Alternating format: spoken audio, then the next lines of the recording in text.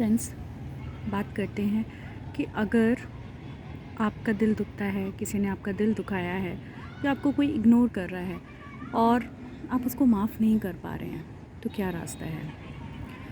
देखिए फ्रेंड्स, इस दुनिया में अगर आप जब तक मनुष्यों पे यानी ह्यूमन बीइंग्स पे लीन करेंगे, LEAN, उनके ऊपर कंधा लेंगे, तो आप हर बार निराशा में जाएंगे।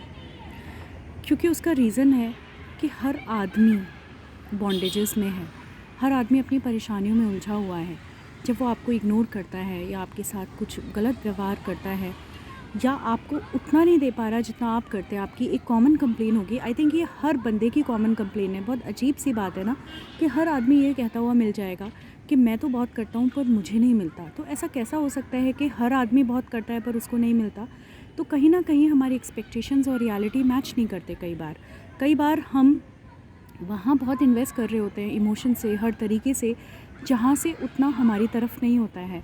और कई बार हम एक्सपेक्टेशंस बहुत ज़्यादा रखते हैं और कई बार हम एक सूडो फीलिंग में रहते हैं कि हम बहुत कर रहे हैं। कि कई बार हम एक रिलेशन में ये सोचते हैं कि हम बेटर हैं, हम हर तरीके से एडजस्ट करते हैं। पर क्या आपने कभी सामने वाले का भी दिल खोलकर देखा है, उसके पॉइंट ऑफ व्यूज़ जाने हैं कि क्या वो ऐसा सोचता है आपके बारे में? तो हमेशा हर चीज़ के बहुत सारे पहलू होते हैं। मैं आपको ये बता देना चाहती हूँ कि आप जब किसी आदमी के ऊपर, किसी मनुष्य के ऊपर कंधा लेने की कोशिश करेंगे, चाहे वो कोई दोस्त हो, चाहे वो आपके बच्चे हों, चाहे वो कोई स्पाउस हो। Yes, I am saying spouse. बहुत अजीब सी बात लगी ना, लेकिन हाँ, I am talking about spouse only. क्योंकि मैक्सिमम लोग इस दुनिया में सबसे ज़्यादा ये मानते हैं कि स्पाउस हमारे साथ हमेशा एक जैसा रहना चाहिए। तो फ्रेंड्स, आप बिल्कुल गलत हैं। मैंने अपने जीवन में यही समझा है कि आप किसी भी मनुष्य का कंधा नहीं ले सकते। आपको सिर्फ एक ही की तरफ निगाह करनी है, वो है प्रभु यीशु मसीह। और जब आप उनकी तरफ देखना शुरू कर देते हैं ना, वो कांस्टेंट हैं। वो हज़ारों साल पहले जैसे थे, गॉड, यीशु मसीह, जीसस क्राइस्ट, वो आज भी वैसे हैं और 1000 साल बाद भी वो वैसे ही होंगे। वो कभी ना तो आपको धोखा देंगे, ना कभी मूड स्विंग दिखाएंगे, ना कभी आपको इग्नोर करेंगे, ना कभी आपको अकेला छोड़ेंगे। वो तो फ़ोन हाथ में लिए हुए वेट करते हैं कि कब आप 2 सेकंड की एक कॉल उनको लगाएंगे या कब आप उनको एक मैसेज छोड़ेंगे।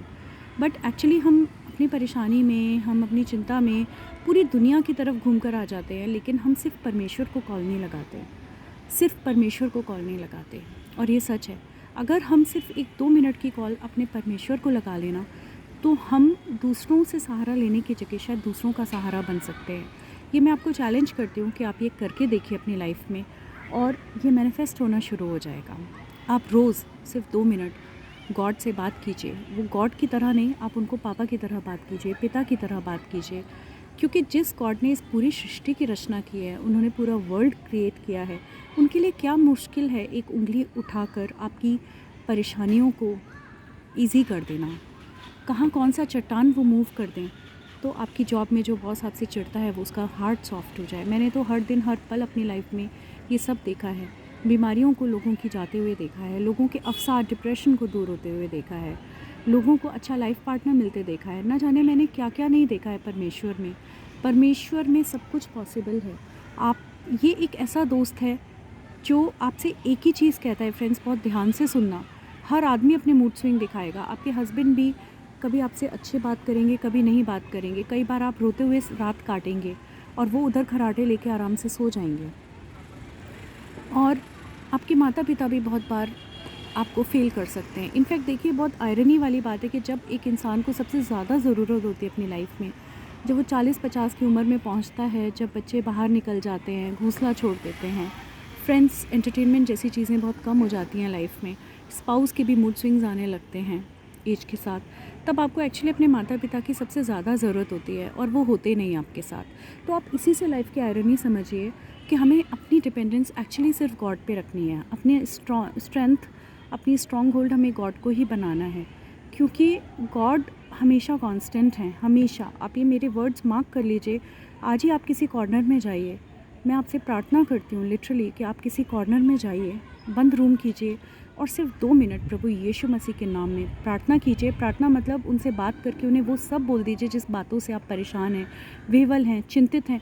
और अगर आपको अवसाद भी है तो आप गॉड से बोलिए कि पिता, मुझे किसी ने बताया कि आप सच्चे खुदा हैं, आप जीवित खुदा हैं, आप प्रार्थनाओं को सुनने वाले परमेश्वर हैं। आप उन मूर्तियों की तरह नहीं हैं जो सुनते रहते हैं पर कभी आंसर नहीं देते, हमारी लाइफ में कोई चेंजेस नहीं कर पाते।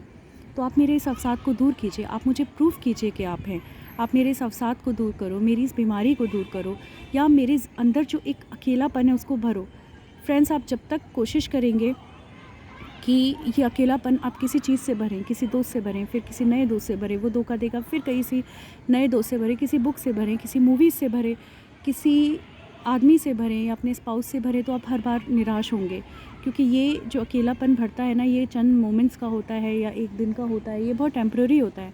पर परमेश्वर जब हमें भरते हैं तो वो उस तरह भरते हैं जैसे कोई भर नहीं सकता। क्योंकि हम लोग जो गॉड से सेपरेट हुए हैं यीशु मसीह से, जब तक कि हम उनसे वापस जुड़ते नहीं हैं, हम कंप्लीट नहीं होते हैं।